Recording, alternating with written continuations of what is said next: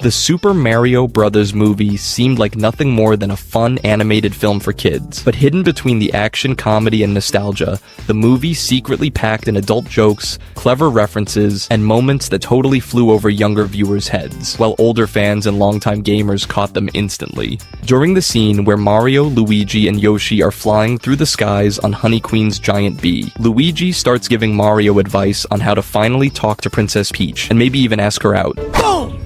You should ask her out on a date! To kids, it just sounds like a funny brother conversation, but adults instantly recognize the setup. It's basically the classic wingman situation every guy has experienced before. Mario immediately doubts himself, wondering why a princess would ever choose a regular plumber. But Luigi keeps hyping him up, telling him Peach would be lucky to have a guy like him. And the joke gets even better when Mario finally meets Peach again. The second he's actually standing in front of her, all the confidence disappears.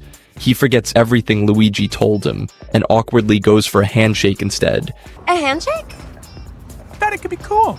Even Luigi and Yoshi look disappointed watching it happen, like they know he completely fumbled the moment. It's a painfully relatable joke about how people can act confident right until they're face to face with their crush, and the movie quietly pays it off in the ending too. After the castle is rebuilt, Peach kisses Mario on the cheek, confirming the feelings were mutual the entire time, and hinting that their relationship could continue in future movies. But this wasn't the only relationship setup hidden in the movie. The one connected to Luigi later on caught even adults off guard.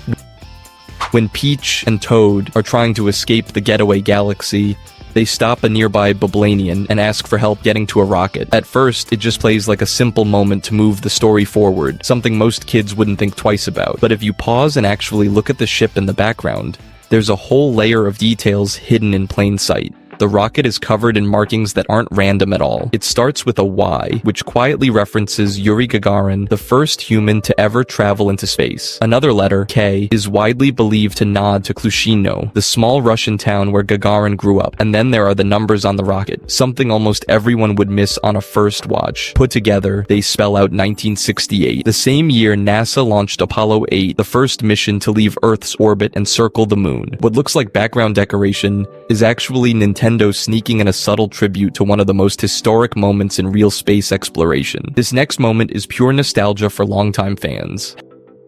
Halfway through the movie, Peach and Toad run into ROB while making their way toward the space junk galaxy. To most kids, it just looks like another random Smash Bros. Style cameo thrown in for a quick joke. But for longtime Nintendo fans, this moment hits completely differently. ROB wasn't originally just a quirky character. He was first introduced as a real physical accessory for the Famicom, designed to make video games feel more interactive during Nintendo's early days in gaming.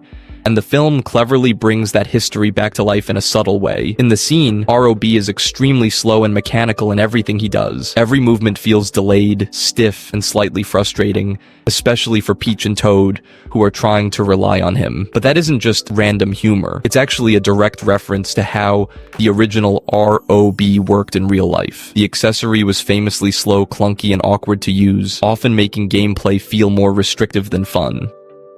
After leaving their kingdom, Peach and Toad continue their journey through Gateway Galaxy as they head toward Bowser Jr.'s territory, where Rosalina is being held. At first, it feels like just another transitional stop in their mission, something most kids would see as a quick action beat before the next big fight. But for longtime Nintendo fans, this sequence is doing something much deeper. They're suddenly intercepted by a monkey acting on orders from a mysterious cosmic figure pulling the strings across the region from the shadows, King Wart. To most viewers, he just comes across as another unfamiliar space villain, but in reality, Wart is one of Nintendo's earliest antagonists, originally introduced as the main villain in Super Mario Bros. 2, and instead of simply bringing him back, the film completely repositions him. Here, Wart is reimagined as a galactic underworld boss, controlling different parts of space like a hidden crime lord, orchestrating everything behind the scenes. Even his allies are packed with callbacks. By his side is Birdo, a deep-cut reference that longtime fans will immediately recognize from Super Mario Bros. 2 as one of the franchise's most unusual but iconic characters.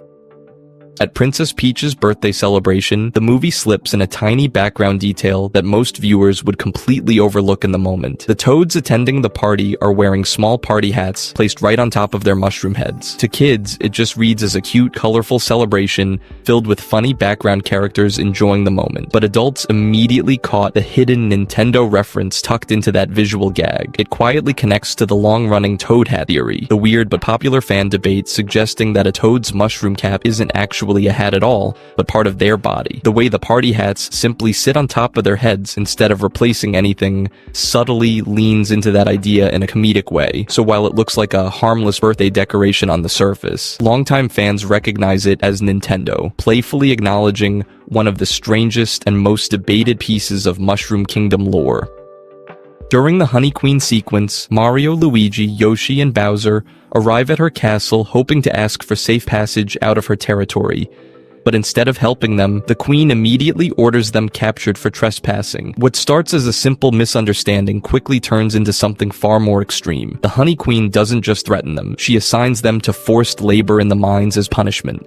The only reason they avoid it is because Bowser dramatically steps in, boasting that he can do the work of 100 men and volunteering to take their place, which leads to their release. Almost immediately after, the film cuts to Bowser being sent into the fields, where exhausted worker bees are shown struggling under heavy pickaxes, collapsing under the weight of relentless labor. To kids, it just looks like silly bees doing exaggerated cartoon work, but adults pick up on something much sharper underneath it all. A satirical edge that mirrors exploitative labor systems, with the Honey Queen running her hive like a strict overseer, pushing her workers far beyond their limits. When Fox shows up in the movie as a skilled pilot, a lot of viewers are surprised that he's actually doing it for money. To kids, it just feels like a cool moment where another animal character joins the mission and helps save the day.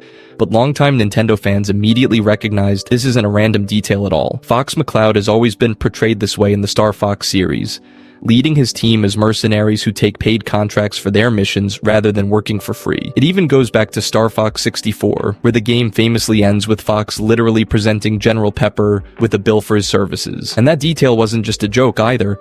The amount he got paid could actually change depending on how well you performed in the game. The better your score, the higher the payout. So while the movie frames Fox's appearance as a funny bounty hunter moment, adults recognize it's actually a faithful nod to his original character, a professional pilot who always expects payment for saving the day.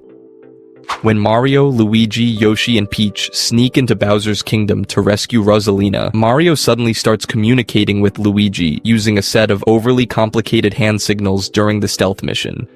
Luigi just stares at him in total confusion before bluntly responding, I don't know what that means. To kids, it's just a funny moment where Mario is trying and failing to look cool while sneaking around. But adults who grew up watching animated series immediately caught the hidden reference baked into the scene.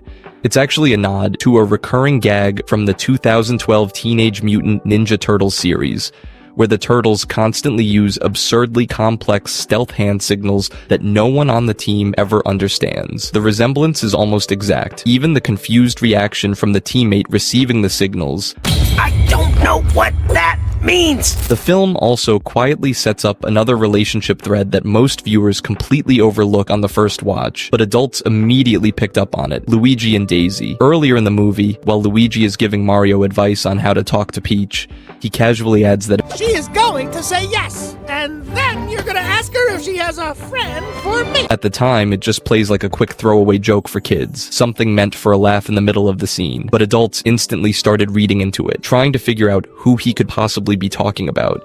Some even speculated Rosalina, but that theory doesn't really hold up, especially with her being tied to a different part of the story. Then the film delivers its quiet payoff at the end. Daisy appears,